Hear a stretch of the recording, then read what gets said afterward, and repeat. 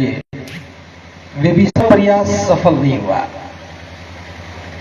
16 लोग विदेश पढ़ने तो गए, लेकिन लौट करके आने के बाद उन्होंने वो काम नहीं किया जिसकी उम्मीद बाबा साहब करते थे। फिर बाबा साहब ने स्वयं प्रयास किया, बहुत सारे छात्रावास बनवाए, बहुत सारे बच्चों को पढ़ने के लिए प्रेरित किया, और जब भारत का संविधान लिखने का अवसर मिला, तब हम सब लोगों के लिए ज्ञान प्राप्ति के मार्ग खोल दिए। ये सरकार की जिम्मेदारियों में रख दिया कि देश के प्रत्येक व्यक्ति को ज्ञान देना सरकार की जिम्मेदारी है।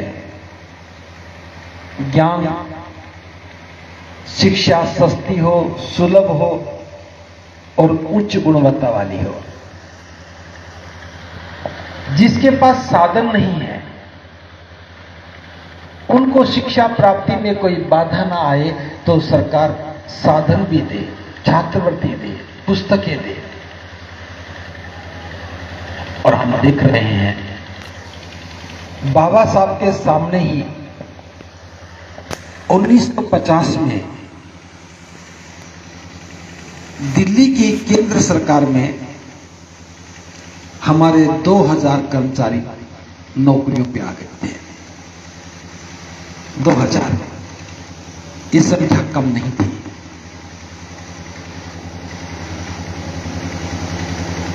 उन 2000 लोगों को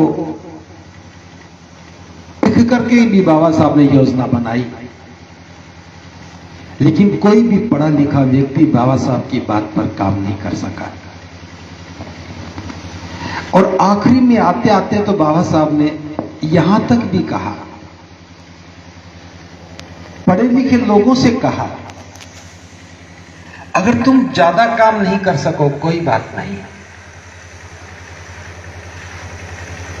तो कम से कम इतना तो कर ही दिया करो, महीने में एक बार सूटिड बूटिड होकर के उन गांव की गलियों से घूम जाना जहां तुम अपने प्रियजनों को छोड़ करके आए हो।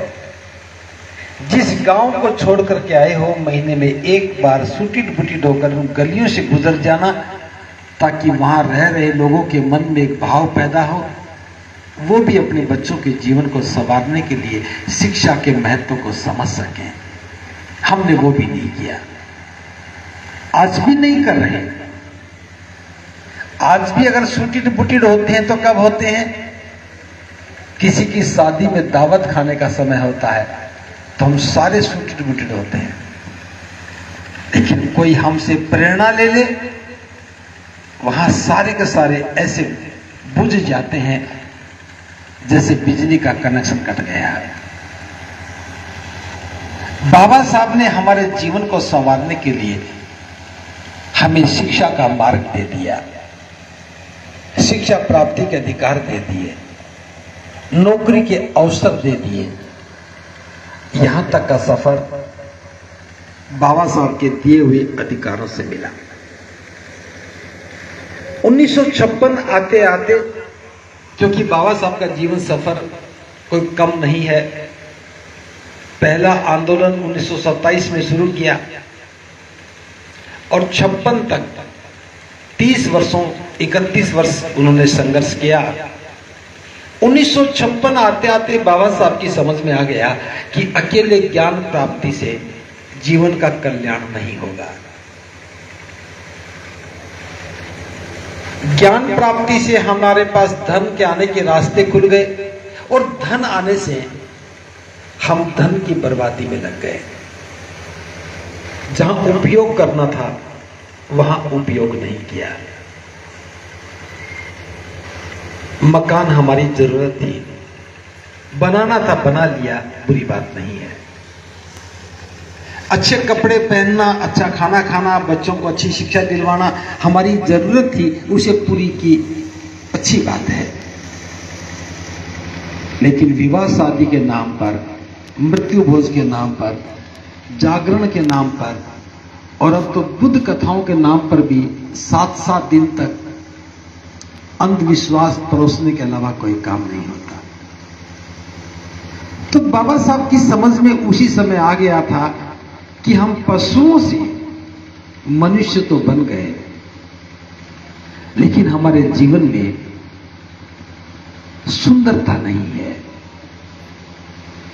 स्वभाव में बदलाव नहीं है, व्यवहार में कोई परिवर्तन नहीं है। क्यों नहीं है?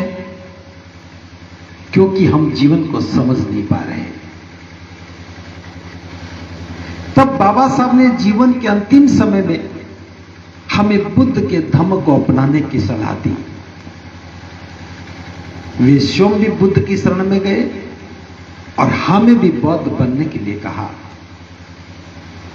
14 अक्टूबर 1956 को बाबा साहब ने हमें दीक्षा दी और 15 अक्टूबर 1956 को हमें एक संदेश दिया। उस संदेश को अगर कुछ बातों पर मैं थोड़ी सी चर्चा कर लूं तो मैं समझता हूं कि यही हमारी धम्म चर्चा होगी। सबसे पहले बाबा साहब ने कहा कि मैं बुद्ध की शरण में क्यों गया, मैं बुद्ध को सबसे ज्यादा पसंद क्यों करता हूं। उसके पीछे कुछ बातें हैं।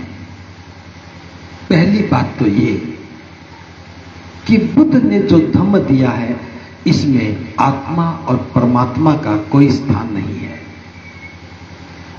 यानी कि आत्मा भी नहीं है और ईश्वर भी नहीं है। इस प्रकार का कोई भी झंझट वहां नहीं है, कोई भी बहकावे की बात नहीं है, अज्ञानता की बात नहीं है जो हमें भ्रमित कर सके। दूसरी बात, इस धम्म में समता है, बराबरी है, कोई भी छोटा बड़ा नहीं है, सभी लोग समान हैं और समानता के साथ साथ इसमें भाईचारा है, बंधुता की भावना है। जो समान है उन्हीं में भाईचारा होता है, अगर छोटे बड़े हों तो भाईचारे में बाधा हो जाती है। तो बुद्ध के धम्म में समानता के साथ साथ भाईचारा भी है और सबसे खूबसूरत बात, इसमें करुणा है, इसमें मैत्री है। करुणा का अर्थ है कि कोई दुखी व्यक्ति होता है, दुखी व्यक्ति को देख करके जब भाव पैदा हो, जब मन में भाव पैदा हो कि मुझे इसकी सेवा करनी है, इसके दुख को दूर करने में सहायता करनी है और हम उसकी सहायता करने लग जाएं, यानी कि दुखी व्यक्ति को दुख मुक्ति के लिए बाहर निकलने के लिए हम प्रयास करने लगे, वो करुणा है। हम दुखी लोग थे, हमारे मन में करुणा का भाव पैदा हो तो हम दूसरे दुखी लोगों को सुख के मार्ग पर लेके आ सकते हैं। तो करुणा धम्म का एक बहुत सुंदर गुण है। इसमें स्वतंत्रता है। बौद्ध लोग किसी को गुलाम नहीं बनाते, बौद्ध लोग किसी को भी गुलाम रखते नहीं है और इसमें न्याय की अवधारणा है, यानी कि कोई किसी पर जुल्म नहीं कर सकता। अगर कोई जुल्म करता है तो उसको सजा मिलती है और जिस पर जुल्म होता है उसको न्याय मिलता है। तो बाबा साहब कहते हैं मैं इन्हीं सिद्धांतों से प्रभावित होकर के बुद्ध के धम्म को अंगीकार करता हूं। थोड़ा हम भी इसको देख लें, क्या यह हमारी आवश्यकता नहीं है? हम आजादी के 75 वर्षों के बाद और बाबा साहब के दुनिया से जाने के 70 वर्षों के बाद आज भी हम समानता की बात नहीं करते, आज भी हम जातियों की बात करते हैं, आज भी हम छोटे बड़े की बात करते हैं। आप अपनी जाति पर गर्व करते हो, दूसरा व्यक्ति अपनी जाति पर गर्व करता है और जातियों से हमें बाहर निकलना था, लेकिन हम जातियों में इतने लीन हो गए कि जातियों का महिमा मंडन करने लग गए। जिस समानता के लिए बाबा साहब ने बुद्ध के मार्ग को चुना, उस समानता को हमने स्वीकार नहीं किया। और जब तक एक साथ नहीं बैठेंगे, भाईचारा कैसे बनेगा? हम भी जातियों के बाड़े में ही बंधे हैं। हमें जातियों से मुक्त होना था, लेकिन जातियों की दीवारें इतनी मजबूत कर ली कि कोई दूसरा व्यक्ति अंदर नहीं आ सके और अंदर का बाहर नहीं जा सके। जब मैं 8वीं क्लास में पढ़ता था, 8वीं की परीक्षा जब दी, तब मैंने पहली बार बाबा साहब को पढ़ा। और ये बात मुझे आज भी याद है। बाबा साहब के एक भाषण में लिखा हुआ था, हिंदू धर्म एक 4 मंजिला इमारत की तरह से है। एक ऐसा भवन है जिसमें 4 मंजिल हैं और चारों मंजिल में अलग अलग वर्ण के लोग हैं। ऊपर की मंजिल में जो व्यक्ति जन्म लेता है, समझ गए होंगे, वो चाहे कितना भी नालायक क्यों ना हो, मूर्ख क्यों ना हो, अनपढ़ क्यों ना हो, उसे नीचे धकेलने का साहस किसी में नहीं है। और नीचे की मंजिल में जन्मे व्यक्ति में कितनी भी योग्यता क्यों नहीं हो, ऊपर की मंजिल में उसे प्रवेश नहीं है। इस 4 मंजिला इमारत में सीढ़ियां ही नहीं है, सीढ़ी नहीं है।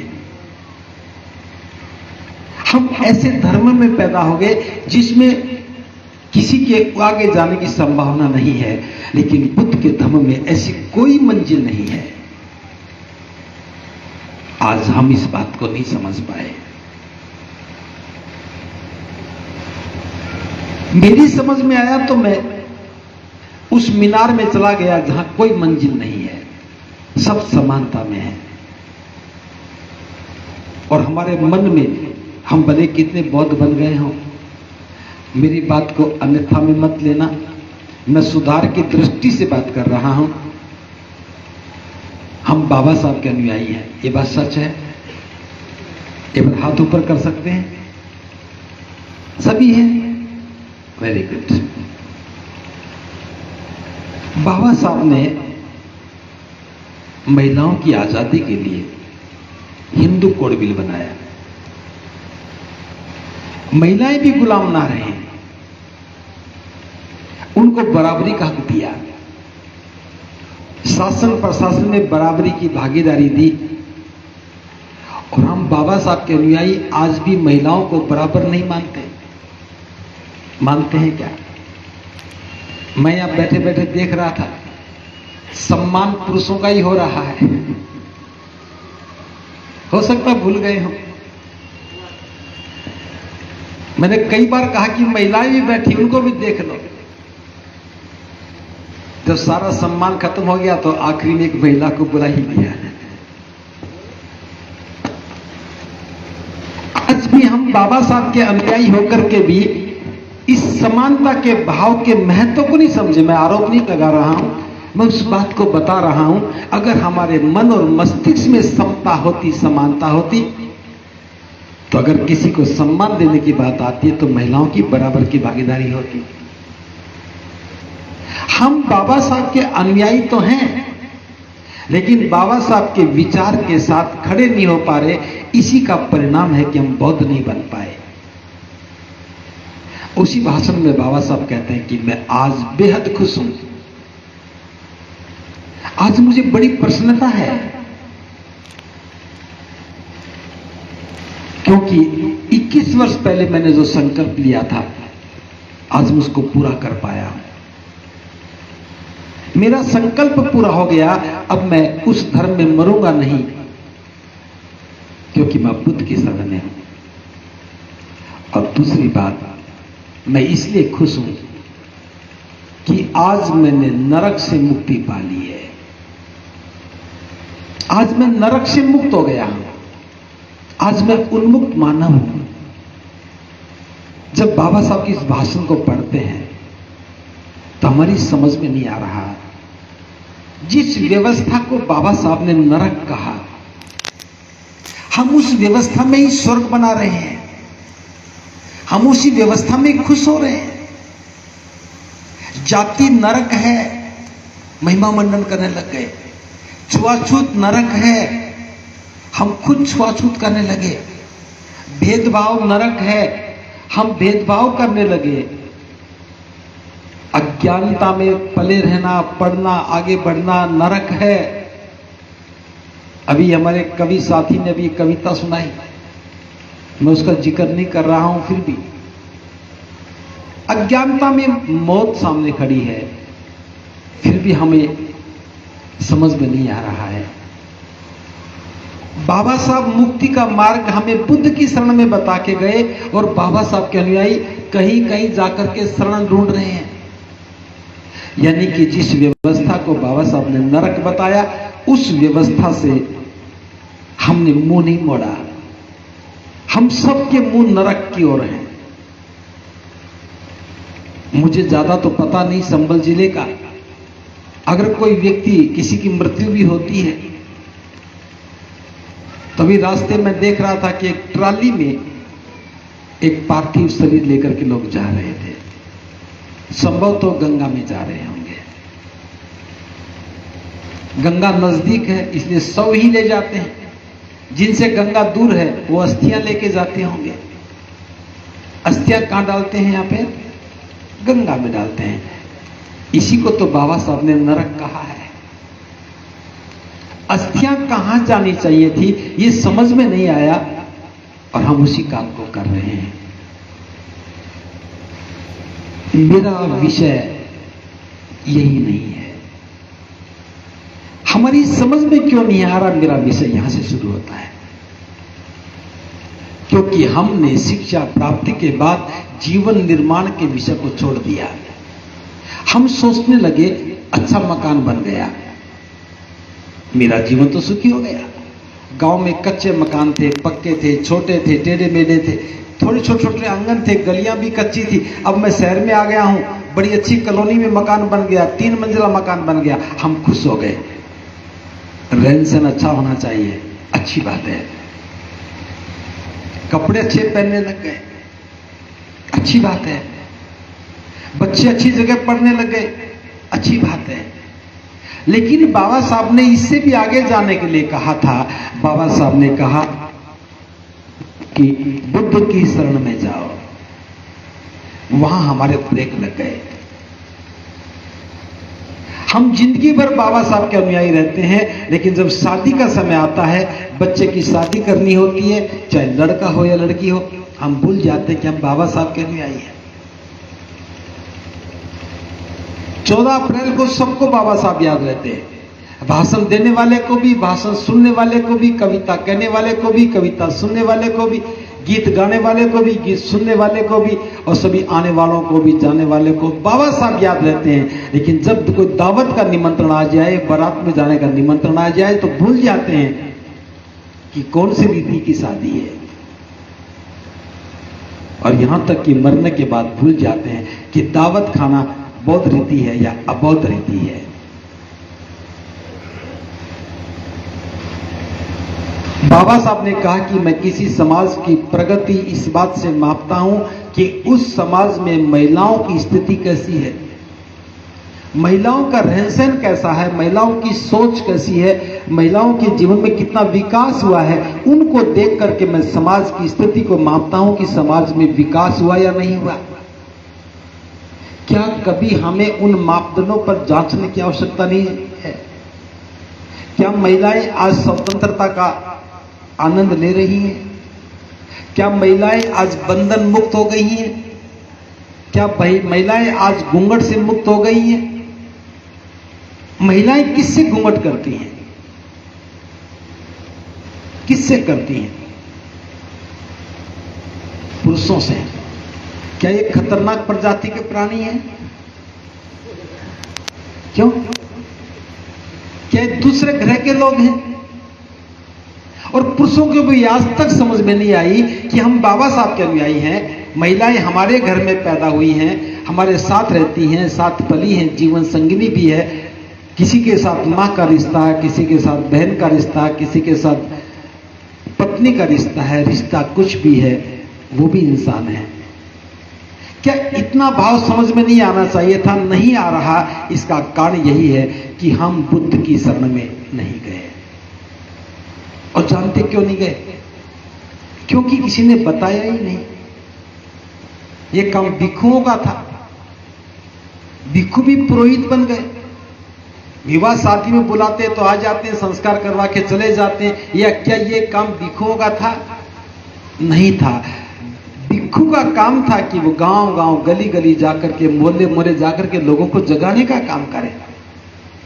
जब लोग जाग जाएं, उनको समझाने का काम करें, उनको उनकी मंजिल बताएं, जीवन कैसे जिया जाए, जीवन को कैसे सुंदर बनाएं, जीवन को कैसे आगे लेके जाएं। जो अज्ञानता है, जो हमारी बेड़ियां बन गई, अज्ञानता जो हमें भटकाती है, स्वर्ग नरक के डर से डराती है, स्वर्ग में जाने के लोभ में हम किसी किसी बाबाओं के चक्कर में फंस जाते हैं। ये जो मुक्ति का मार्ग था, इस पर भिक्षुओं को, समाज को प्रेरित करने का दायित्व दिया था बाबा साहब ने, बुद्ध ने। अगर भिक्षु नहीं कर पाए तो उपासकों को करना चाहिए था, उपासिकाओं को करना चाहिए था। लेकिन आज कोई भी बौद्ध बनने की बात नहीं कर रहा। हम इस बात को गंभीरता से समझ रहे हैं। जब तक धम्म का प्रशिक्षण नहीं होगा, जब तक धम्म का अनुभव मन के अंदर तक नहीं प्रवेश करेगा, जब तक धम्म का विचार हमारी समझ में नहीं आएगा, क्या हम बौद्ध बन सकते हैं?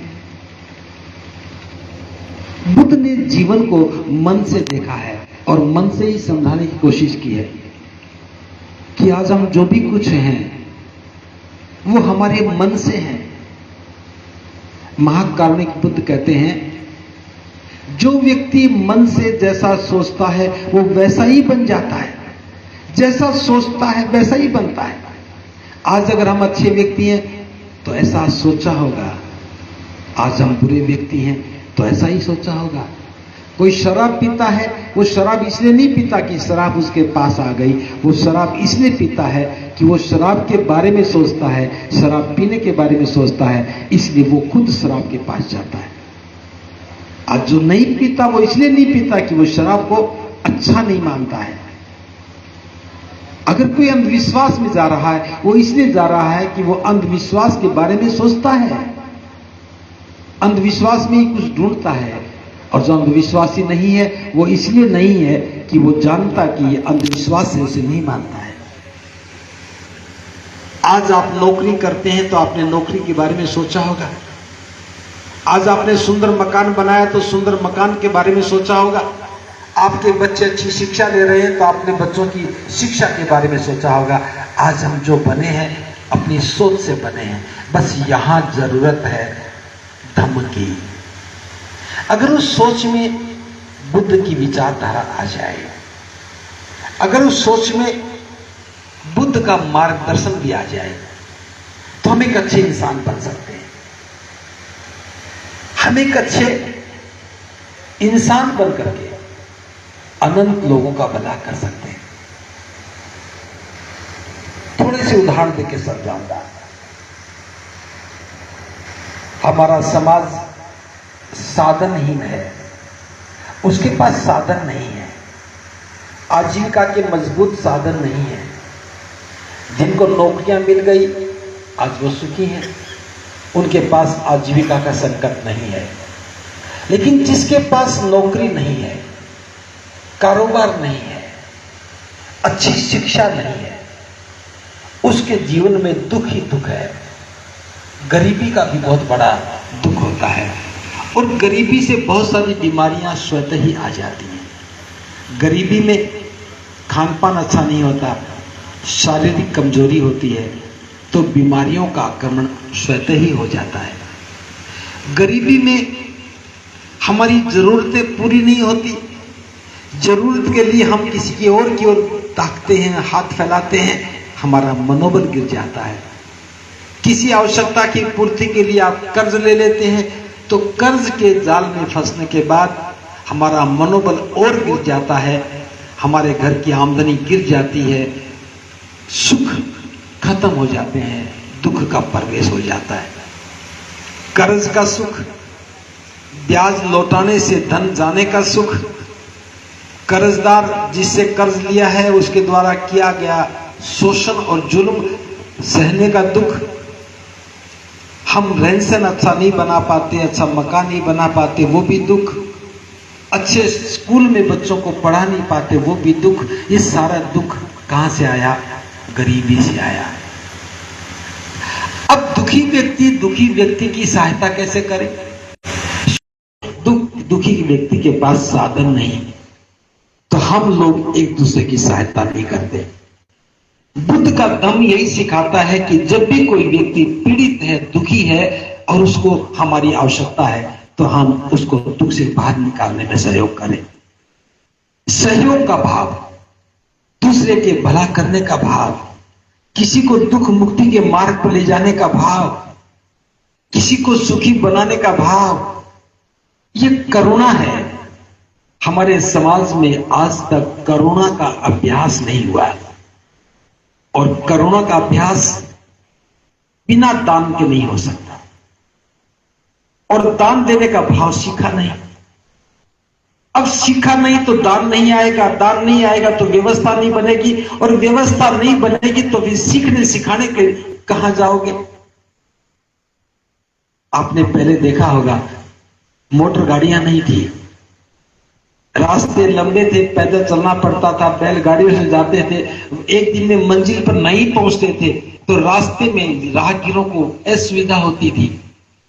सामर्थ्यवान लोगों ने धर्मशालाएं बनवाई। आप किसी भी धर्मशाला में जाके देखो, उस पर नाम लिखा होगा, किसका लिखा होगा? किसी व्यापारी का नाम लिखा होगा। इस धर्मशाला का निर्माण फला फला व्यक्ति ने अपने पिता की स्मृति में किया। जानते हो व्यापारियों ने क्यों धर्मशाला बनवाई? क्योंकि व्यापारियों को लगातार जाना पड़ता था, उनको बाहर रुकना पड़ता था, उन्हें सुरक्षा चाहिए थी। अपने लिए भी बनाई और व्यापारी आएंगे उनके लिए भी बनाई, और उस रास्ते पर चलने वाला कोई भी राहगीर भी आएगा तो वो भी वहां सुरक्षा अनुभव करेगा। तो दान से धर्मशालाएं बनी। पुराने अस्पताल देखिए, दान से बनी। पुराने स्कूल देखिए, जिन स्कूलों में मैं पढ़ कर आया, हर कमरे पर पत्थर लगा था, इस कमरे का निर्माण अमुक व्यक्ति ने अपने पिता या माता की स्मृति में बनवाया। किसी एक व्यक्ति ने कमरा बनवाया, उसमें कितने बच्चों ने शिक्षा दी बैठ करके। तो जितनी भी व्यवस्थाएं बनी वो धार्मिकता से बनी, दान से बनी, और उन जगह पर जिस मकसद के लिए बनी उसकी शिक्षा मिली। स्कूल बने तो स्कूल की शिक्षा मिली, अस्पताल बने तो बीमारी का इलाज मिला, धर्मशालाएं बनी तो राहगीरों को सुख मिला। बुद्ध के धम्म के साथ ये अनर्थ हुआ। आप बुद्ध के समय को देखिए। बुद्ध के समय में बड़ा बड़ा दान हुआ। राजा बिंबिसार ने वेणुवन दान किया। आप सब सुनिए, राजा बिंबिसार ने वेणुवन दान किया। अम्रपाली ने भी अपना आम्रवन दान किया। जीवक वैद्य थे, उन्होंने भी अपना आम्रवन दान किया। सुदत्त जो अनाथ पीड़क था, उसने 35 एकड़ जमीन सोने के सिक्के बिछा करके दान की। और जहां जहां दान की जमीनें मिली वहां वहां बड़ा निर्माण हुआ। आपने श्रावस्ती का नाम सुना होगा, सिद्धार्थनगर जिले में है, उत्तर प्रदेश में ही है। एक नगर सेठी ने, जिसे हम नगर श्रेष्ठी बोलते हैं, उसके पास अपार धन संपदा थी। एक राजा के बेटे के आम के बाग को सोने के सिक्के बिछा करके खरीद करके बुद्ध को दान दिया। और केवल बाग ही दान नहीं किया, उसमें इतना निर्माण किया कि 2 से 3 हजार भिक्षु एक साथ वहां रह सकते थे। और उसकी दान पारमिता के बल पर वहां 25 वर्षों तक तथागत ने वर्षावास किया। उनके 45 वर्षों के जीवन संघर्ष में 25 वर्षावास कहां बीते? श्रावस्ती में बीते। वहां की एक उपासिका थी विशाखा, उसने भी उतना ही धन खर्च करके उसके सामने ही पूर्वाराम बुद्ध विहार बनाया। उसमें भी हजारों भिक्षु और भिक्षुणियां रहते थे। आप सारनाथ जाके देखिए, सारनाथ में भी बहुत बड़े भूखंड पर हजारों भिक्षु रहते थे। आज उन कमरों के विहारों के अवशेष हमें मिलते हैं। उनकी कुशीनगर में जाके देखिए, जहां जहां बुद्ध आए वहां वहां बहुत बड़े पैमाने पर विहार बन गए। उन विहारों की वजह से भिक्षुओं का आगमन शुरू हुआ, उन विहारों की वजह से भिक्षुओं का प्रशिक्षण शुरू हुआ, उन विहारों की वजह से धर्म का प्रचार प्रसार हुआ। बुद्ध के शासन में सारी व्यवस्था बनी। बुद्ध के महापरिनिर्वाण के बाद 1000 वर्ष तक यह व्यवस्था चलती रही। 1000 वर्ष के बाद दौर बदला और भिक्षु यहां कम हो गए, धीरे धीरे खत्म हो गए, उन सभी जगह पर कब्जे हो गए। आज जितने भी मंदिर हैं उसमें 90% मंदिर बुद्ध विहार थे। अयोध्या भी साकेत था, इसकी खुदाई हुई तो बुद्ध ही बुद्ध निकले, लेकिन क्रशर में क्रश कर दिए। अयोध्या की खुदाई में बुद्धकालीन अवशेष मिले हैं। यहां पहले विहार था, साकेत नगरी थी, आज साकेत नगरी खत्म हो गई। जो विशाखा थी वो साकेत नगरी की थी। तो साकेत नगरी खत्म हुई। आज हम बुद्ध की बात हैं तो हमारे पास वर्तमान में कोई अवशेष, सिर्फ अवशेष है और कुछ नहीं है। छोटा सा संदर्भ मैं यहां भी दे रहा हूं। वेरंजा एक नगर है, आपने सुना हो, कासगंज जिले के अंदर है वेरंजा।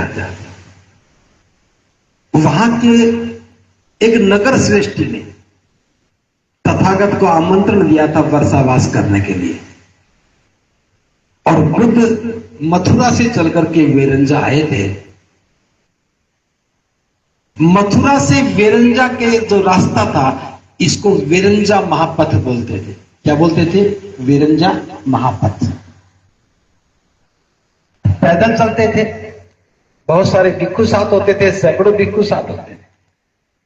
तो एक दिन में मुश्किल से 10 से 15 किलोमीटर दूरी तय करते थे, क्योंकि सुबह भिक्षाटन करना होता था, भिक्षाटन के बाद भोजन भी करना होता था, फिर वो आराम से चलते थे और सांझ होने से पहले ही वो कहां रुकना है ये तय कर लेते थे, रुक जाते थे।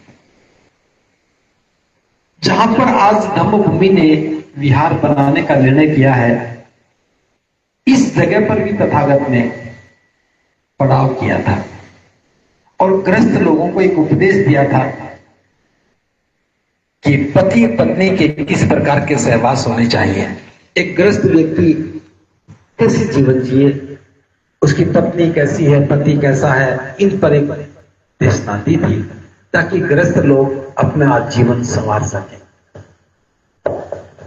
बुद्ध काल के बाद वो सब चीजें खंडर हो गई।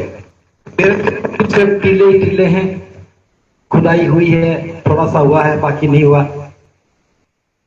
बड़ी मुश्किल से हमें ढूंढने पर एक जगह मिली कि जहां से बुद्ध गुजरे, और तथागत के अनुकंपा से वही जगह हमें खरीदने के लिए मिल गई, उसके पास वाली। आज हम व्यवस्था निर्माण की बात कर रहे हैं, तो हमारा स्वभाव नहीं बना है। हम छोटा आसानी से कर लेते हैं। घर बनाना हो तो बना लोगे, छोटा काम है। बबराला में बनाना हो तो बना लोगे। चंदोसी वाले कहेंगे बनाए तो वो भी एक कमरा बना लेंगे। ये काम एक कमरे के निर्माण का नहीं है, एक विहार निर्माण का नहीं है, ये काम जीवन निर्माण का है। और जीवन निर्माण किस लिए? ताकि हम एक अच्छा जीवन जी सके। अभी तक हमारी पहचान शूद्र की, अछूत की, दलित की ऐसी नहीं है। आज हम चाहते कि हमारी पहचान बौद्ध की हो। कोई पूछे कि आप कौन हैं, हम कहें कि हम बौद्ध हैं। हमारा बौद्ध समाज है, हमारा समाज जाति से मुक्त है, हमारे समाज में महिला पुरुष में कोई भेद नहीं है, बौद्धों में कोई अज्ञानता नहीं, कोई अंधविश्वास नहीं, कोई कर्जदार नहीं, कोई गरीब नहीं, कोई किसी का गुलाम नहीं, कोई किसी का शोषण नहीं करता, कोई किसी के साथ जुल्म नहीं करता। ये बौद्धों की पहचान है। बौद्ध प्रगतिशील होते हैं, बौद्ध होशियार होते हैं, बौद्ध शिक्षित होते हैं और बौद्ध सबका कल्याण करते हैं। आप देखिए इन थोड़ी सी बातों में ही क्या आपको नहीं लगता कि हमारा स्वाभिमान जागता है? हम सबका कल्याण करते हैं। जब कोरोना काल आया, एक भय का वातावरण बना, सारे लोग भयभीत थे, पुलिस ने बाहर निकलने नहीं दिया। हम भी हरियाणा में पलवल में थे। फिर पता लगा कि प्रशासन कुछ लोगों को जरूरी सामान उपलब्ध करवाने के लिए पास दे देता है। तुम्हारे एक साथी ने पास बनवाए और हम हर रोज शाम के समय खड़े होकर के आने जाने वाले लोगों को खाना बांटने का काम करने लगे। फिर पूरे देश के लोगों को कहा कि आप भी करो। 65 जगह पर लगातार 15-20 दिनों तक लोगों ने खाना बांटा और हम देख रहे थे पलवल में केवल 2 ही लोग खाना बांटते थे। एक धमभूमि खाना बांटती थी और एक गुरुद्वारे से कुछ लोग आते थे, वो अपनी गाड़ी में खाना लेके आते थे, वो बांटते थे। अलीगढ़ में मैंने आकर देखा कि यहां भी 2 ही लोग बांटते थे, या तो धमभूमि के लोग खड़े होते थे या इस्लाम के कुछ लोग आकर के बिरयानी बना के बांटते थे। इस्लाम ने भी प्रशिक्षण दिया है कि गरीबों की सहायता करो, जरूरतमंद की सहायता करो। सिखिज्म में भी दान पारमिता बहुत बड़ा गुण है कि जो भी सिख कमाई करता है उसका एक हिस्सा दान देता है। उसी दान की वजह से हर गुरुद्वारे में लंगर चलता है, हर गुरुद्वारे में लंगर चलता है। और वो लंगर किसके लिए है? क्या सिखों के लिए है? कोई भी भूखा व्यक्ति हो आए और भोजन ग्रहण करे सम्मान के साथ। जब मैं छात्र था तो वहां हिसार से रेवाड़ी के लिए हम आते थे तो दादरी स्टेशन पर हर बार हर ट्रेन में शाम के समय खाना बांटा जाता था। कौन बांटते थे तो हमें पता नहीं, उस समय तो इतना ध्यान देते नहीं थे, लेकिन खाना हमने भी लिया और खाया।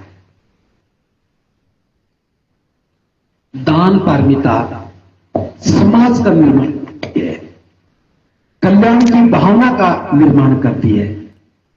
बाबा साहब के दुनिया से जाने के बाद हमने कोई भी समाज के निर्माण का काम नहीं किया। क्या हमारे जीवन को संवारने का कोई संस्थान नहीं होना चाहिए? क्या हमारे बच्चों की अच्छी आदतें बन जाएं, हमारे बच्चे अच्छे नागरिक बन जाएं, हम भी अंधविश्वास से अज्ञानता से मुक्त हो जाएं, हमारा भी जीवन श्रेष्ठ हो जाए, हम स्वर्ग नरक की कल्पनाओं से बाहर निकल करके परम सुख की बात करने लगे। मरने के बाद स्वर्ग मिलेगा, नरक मिलेगा, इससे मुक्त होकर के जीते जी ही परम सुख को उपलब्ध हो जाए। क्या ये नहीं चाहिए? ये कब मिलेगा? जब हमारे पास बहुत सुंदर संस्थान हो। मैं एकेडमिक एजुकेशन की बात नहीं कर रहा हूं, मैं कॉलेज या स्कूल के निर्माण की बात नहीं कर रहा हूं, क्योंकि आज देश में स्कूल कॉलेजों की कोई कमी नहीं है। जब मैं छात्र था 1990 में, उस समय देश में 26 लाख विद्यालय थे, 26 लाख। और 90 से आज तक 35 साल हो गए, मैं समझता हूं कि 50 लाख का आंकड़ा पार कर गए होंगे। उनमें से एक हम भी विद्यालय खोल लेंगे तो बहुत ज्यादा फर्क नहीं पड़ेगा। लेकिन धर्म के क्षेत्र में अगर हम जीवन निर्माण की बात करते हैं तो हम बहुत सारे लोगों को प्रशिक्षण दे सकते हैं। आपके गुन्नौर से भी कुछ लोग प्रशिक्षण ले सकते हैं, बबराला के, नरोरा के, चंदोसी के, संबल के, और वो प्रशिक्षण लेकर के जब अच्छा जीवन जिएंगे, उनके जीवन में सुख होगा, खुशियां होंगी, तो दूसरे लोग भी प्रेरित होंगे। प्रशिक्षण का बहुत बड़ा महत्व है। मैं एक छोटी सी घटना का जिक्र कर रहा हूं, बहुत सुंदर घटना है।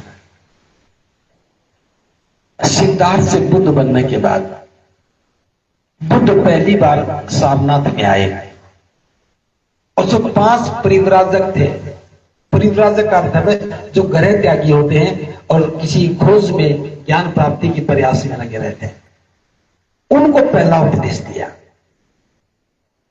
3 महीने तक तथागत सारनाथ में रहे, उनको सारनाथ में प्रशिक्षण दिया। थोड़े दिन के बाद ही 60 लोग हो गए थे, तो 60 भिक्षुओं को बुद्ध ने तथा सारनाथ में शिक्षा दी। फिर उनको लेकर के वो चले गए राजगृह, मगध क्षेत्र में चले गए। अगर आज मैं राजगृह की बात करूं तो बोध गया से आगे राजगीर क्षेत्र है, वो क्षेत्र मगध था। बोध गया में मगध विश्वविद्यालय आज भी है। तो बुद्ध के गए उन 60 परिव्राजकों में से, या जो पहले 5 थे, उनमें से एक का नाम था असजी। एक दिन की घटना है, सुबह सुबह का समय था। असजी भिक्षाटन के लिए निकले। उधर से एक सारिपुत्र नाम का भी परिव्राजक था, एक जिज्ञासु व्यक्ति था, वो भी बाहर घूम रहा था। उसने भिक्षु असजी को देखा,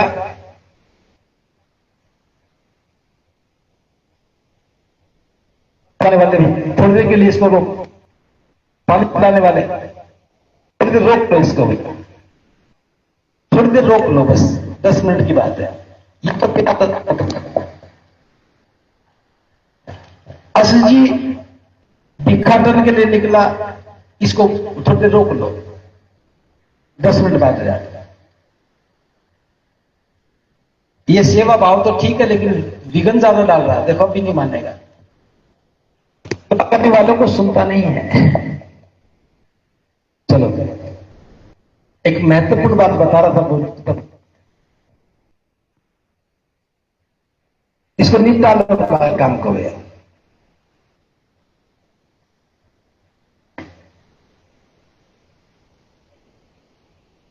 सारिपुत्र नाम का भी एक नौजवान था, वो भी किसी तलाश में था। उसने भिक्षु असजी को दूर से ही आता देखा, तो ताकि ये भिक्षु है, इसके कदम बहुत सधे हुए हैं, शरीर बड़ा शांत है, आंखें 4 कदमों पर टिकी हैं, चेहरे पर कांति है। उसको देखते देखते भिक्षु असजी के मन में भाव आया, जरूर ये भिक्षु दुनिया में जो महान भिक्षु हैं उनमें से कोई एक होगा। सारिपुत्र के मन में यही भाव आया, ये भिक्षु दुनिया में जो महान भिक्षु हैं उनमें से कोई एक होगा। सारिपुत्र तेज कदमों से उस भिक्षु के निकट पहुंचा। इतने में वो भिक्षु किसी द्वार के सामने खड़ा हो गया, पात्र हाथ में था। सारिपुत्र ने सोचा कि भिक्षाटन का समय है, मुझे बाधा नहीं बननी चाहिए। उन्हें भोजन मिला, भोजन लेकर के वापस लौटे और रास्ते में एक पेड़ के नीचे बैठ करके उन्होंने भोजन ग्रहण किया। सारिपुत्र दूरी बनाए रखी, तो दूरी पर खड़ा हो गया।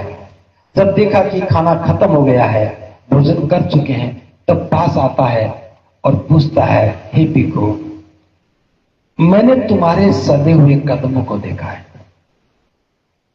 तुम्हारे कदम सधे हुए हैं, शरीर बड़ा शांत है, नजरें 4 कदमों पर टिकी हैं, चेहरे पर कांति है, मैं जानना चाहता हूं कि तुम्हारा आचार्य कौन है, वो किस कुल से परिचित हैं, वो किस धर्म की शिक्षा देते हैं। सारीपुत्र ने क्या पूछा? उनसे उनका नाम नहीं पूछा, उनका पता नहीं पूछा। क्या पूछा कि तुम्हारे आचार्य कौन है, वो किस कुल से परिचित हुए हैं, किस धर्म की शिक्षा देते हैं। तो अस जी कहते हैं शाक्य कुल से परिचित महासमण सम्यक संबुद्ध मेरे आचार्य हैं। शाक्य कुल से परिचित मानी ग्रह त्याग करके जो बुद्ध बने हैं, सम्यक संबुद्ध मेरे आचार्य हैं। मैं उन्हीं की शिक्षाओं को मानता हूं, उन्हीं के धर्म को मानता हूं। तो दूसरा प्रश्न था कि तथागत या बुद्ध तुम्हें क्या शिक्षा देते हैं, थोड़ा मुझे भी बताओ। तो भिक्खु कहता कि मुझे अभी धम्म में प्रवचित हुए, धम्म में आए हुए थोड़ा ही समय हुआ है, मैं विस्तार से नहीं बता सकता। सारीपुत्र कहता कि मुझे विस्तार की आवश्यकता नहीं, बस मुझे तो सार ही बता दो। और जो ही भिक्खु अस जी ने सार बताया तो तीसरा प्रश्न पैदा हुआ, तो क्या मैं बुद्ध से मिल सकता हूं? अस जी ने कहा मेरे साथ चलो, मैं मिलवा देता हूं।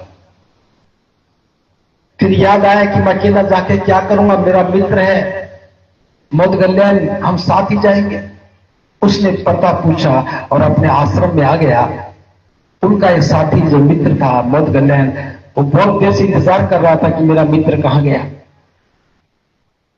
तो मोदगल्याण ने सारीपुत्र को आते हुए देखा तो पूछता है, हे मित्र, लगता है तुझे कुछ खास मिला है।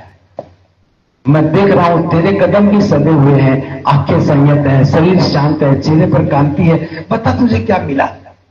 उसने सारी घटना बताई कि मुझे महाकाल बुद्ध का एक अनुयायी मिला।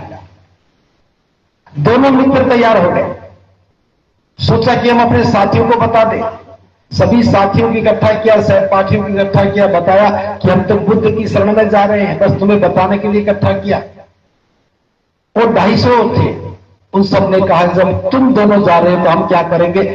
वो 250 के 250 तैयार हो गए कि हम भी बुद्ध की शरण में जाएंगे। उसके बाद सारीपुत्र ने सोचा हम जा तो रहे हैं, अपने आचार्य का भी भला करें। अपने आचार्य के पास रहे, आचार्य हम सभी लोग बुद्ध की शरण में जा रहे हैं। आचार्य के तो पैरों से धरती निकल गई कि तुम ऐसा क्यों कर रहे हो। सारीपुत्र मोदगल्याण को समझाने लगे, तुम मेरे प्रिय शिष्य हो, तुम्हें ऐसा नहीं करना चाहिए। अभी तक मैं तुम्हारा आचार्य था, तुम मेरे शिष्य थे, और आज से मैं तुम दोनों को अपने बराबर का आचार्य घोषित करता हूं। तुम यही रहो और सबको पढ़ाने का, ज्ञान बांटने का काम करो। सारीपुत्र कहता कि हे आचार्य, हम आचार्य बनने के लिए नहीं आए, हमारी प्यास तो ज्ञान की है, आपके पास वो हमें नहीं मिल रहा। हम तो आपसे भी कहते कि आप भी हमारे साथ चलो, लेकिन समझे वहां नहीं गया। सारीपुत्र, मोदगल्याण और 250 साथी एक साथ बुद्ध के पास गए और बुद्ध ने सारीपुत्र मोदगल्याण को अपने धर्म का सेनापति बनाया। सारीपुत्र का बहुत बड़ा स्थान है बुद्ध के धर्म में, जो मैं बात बताना चाहता हूं। जानते हो घटना क्यों घटी? ये घटना कल्याण की भावना से घटी। तथागत ने शिक्षा दी और अस्सी का जीवन संवर गया। जो जो बताया वो सब आचरण में उतर गया। एक शब्द बोला नहीं, कहीं इधर उधर देखा नहीं, लेकिन जिसकी खोज थी अच्छे व्यक्ति की, उसको नजर आ गया और वो सारीपुत्र रूपांतरित हो गया। सारीपुत्र के मन में भी आया कि मैं चला जाऊंगा अकेला ठीक नहीं, मेरा मित्र साथ जाएगा तो उसका भी भला हो जाएगा, हम दोनों का भला होगा। दोनों तैयार हो गए तो ये भी मन में भाव मित्र के भले का था। फिर सोचा कि हम जा तो रहे हैं, अपने साथियों को भी बता दें। जब उन्होंने कहा कि हम भी चलेंगे, तो मन में फिर भाव आया, हमारा तो भला हो ही गया है, हो ही जाएगा, इनका भी हो जाए तो अच्छी बात है, इनको भी साथ ले चले। आचार्य से मिले तो आचार्य को भी कह रहे कि आप भी हमारे साथ चलो। ये धम्म का भाव है, कल्याण का भाव है। और उसके बाद देखिए बुद्ध की शिक्षा का प्रभाव देखिए। बुद्ध के समय भिक्षुओं ने जो काम किया, किसी की आलोचना में काम नहीं किया, किसी की बुराई और निंदा में काम नहीं किया, किसी से कोई छीना नहीं, बस जो अंदर था, जो भाव था, उसी का कल्याण किया। बुद्ध का धर्म पूरी तरह कल्याण पर टिका है, करुणा पर टिका है, मैत्री पर टिका है, जो आज हमारे पास नहीं है। हम बुद्ध के धर्म में यही देखते हैं कि जीवन का रूपांतरण कैसा हो। तो जो रोहिणा सिंहपुर में, अलीगढ़ में जो हमारा केंद्र बन रहा है, हम बुद्ध की उसी शिक्षा, उसी प्रशिक्षण को आधार बना करके लोगों के जीवन को संवारने का काम करना चाहते हैं। हम कई दिनों से उस संस्थान की रूपरेखा कैसी हो, वहां का रहन सहन कैसा हो, खान पान कैसा हो, व्यवहार कैसा हो, लोग वहां रह करके कैसा अनुभव करें, उस सब की तैयारी में कर रहे हैं। काम बड़ा है। हमारा काम तो हम करेंगे, विहार बने तब भी करेंगे, नहीं बने तब भी करेंगे, लेकिन किसी भी प्रशिक्षण के लिए, किसी भी सीखने के लिए एक स्थान का होना आवश्यक है। आज हम इस स्थान पे बैठे हैं तो किसी ने स्थान बनाया तभी तो हम बैठे हैं। भले ही आपने इसका किराया दिया होगा या नहीं दिया होगा, विषय नहीं है। विषय ये किसी ने बनाया और उसका हमने उपयोग किया, इस उपयोग से हम सबका कल्याण होगा। तो इसी मनोभाव के साथ उस केंद्र का भी निर्माण होना चाहिए। हम अपने लिए बहुत बड़े बड़े मकान बना लेते हैं, अपने होते हैं, लेकिन जो धर्म के लिए दान देता है वो अनंत लोगों के कल्याण के काम आता है।